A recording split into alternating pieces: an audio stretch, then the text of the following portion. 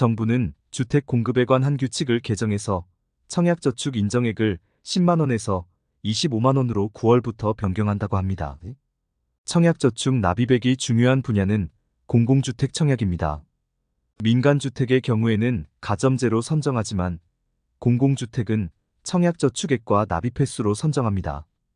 공공주택 청약을 하려면 청약저축액이 많아야 합니다.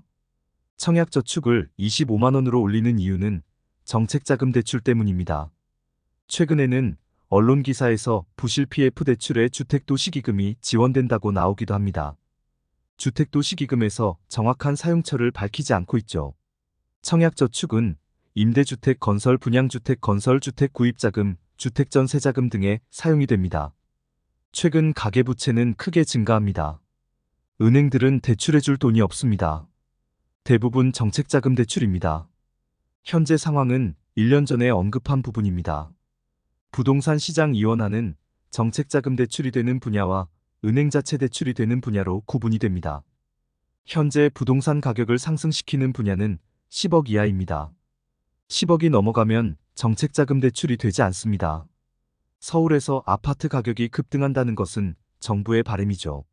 정부가 얼마만큼 부실 PF 대출에 지원했는지 알 수 있는 부분이죠. 최근 그린벨트 해제 역시 집값을 띄우려는 의도입니다. 정부가 부동산을 띄우는 메커니즘은 호재를 만들어서 집값을 띄웁니다.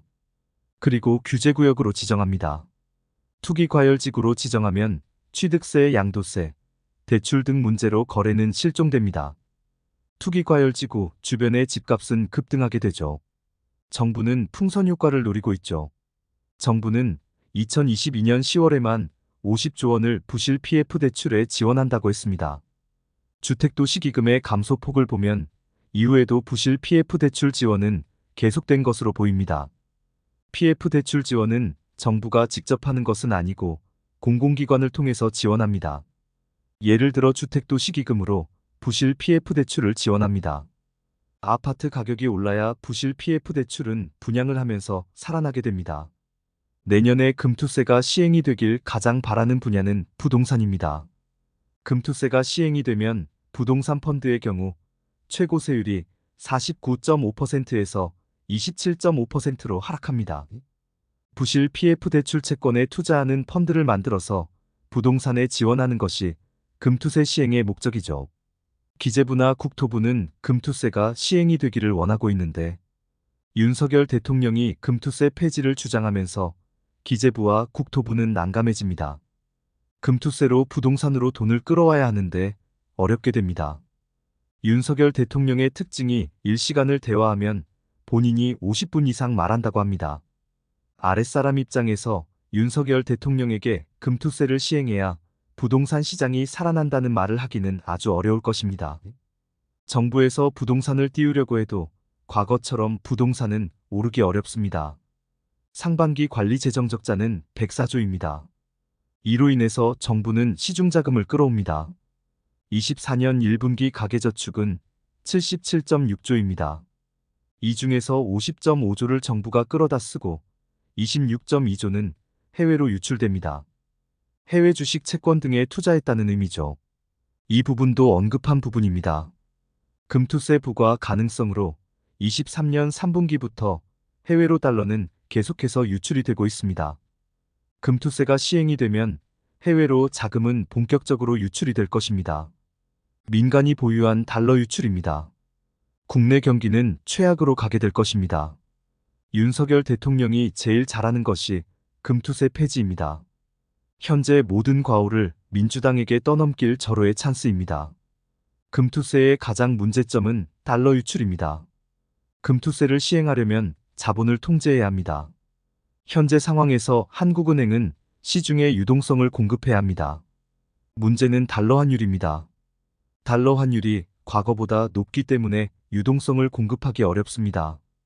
2021년 말부터 시작된 고물가로 본원 통화는 변화가 없습니다. 그럼에도 달러 환율은 상승하고 있습니다. 우리나라에서 물가가 상승할 때에는 수입 물가가 급등할 때입니다. 국제원자재 가격이 급등할 때입니다. 현재 조선업은 호황입니다. 조선업이 호황이면 선물한 매도는 늘어나게 됩니다. 은행들은 선물안을 매수하게 됩니다. 스퀘어 포지션을 만들기 위해서 은행들은 숏 포지션을 구축해야 합니다. 해외에서 달러를 차입하는 것입니다. 이 달러를 매도하고 선물안을 매수하는 현물한 매도 선물한 매수 SELL AND BUT 스왑을 체결합니다. 조선업체 선물안 매도가 늘어나면 달러 환율은 하락하게 됩니다. 2000년대 중반 달러 환율이 900원까지 하락한 이유입니다. 조선업체 호황에도 달러 환율이 높게 형성이 된 원인은 민간 부문에서 달러 유출입니다. 청약저축 인정액을 25만 원으로 올려서 부동산 대출을 늘린다고 해도 부동산은 과거처럼 상승할 수 없습니다. 부동산 가격을 높이려면 1순위는 금투세 폐지입니다. 해외 자본 유출을 차단해야 합니다. 2순위는 균형 재정입니다. 정부가 민간 부문에서 돈을 끌어다 쓰지 말아야 합니다. 24년 1분기에만 50조를 정부가 가지고 가니 민간 부문에서는 쓸 돈 자체가 없습니다. 2020년처럼 한국은행이 국채를 매입할 수도 없습니다. 2010년대처럼 대중국 무역 수지가 흑자도 아닙니다. 이 유동성이 국내로 유입이 되면서 부동산을 급등시켰습니다. 공교롭게도 윤석열 정부 이후 대중국 무역 흑자는 대폭 감소합니다.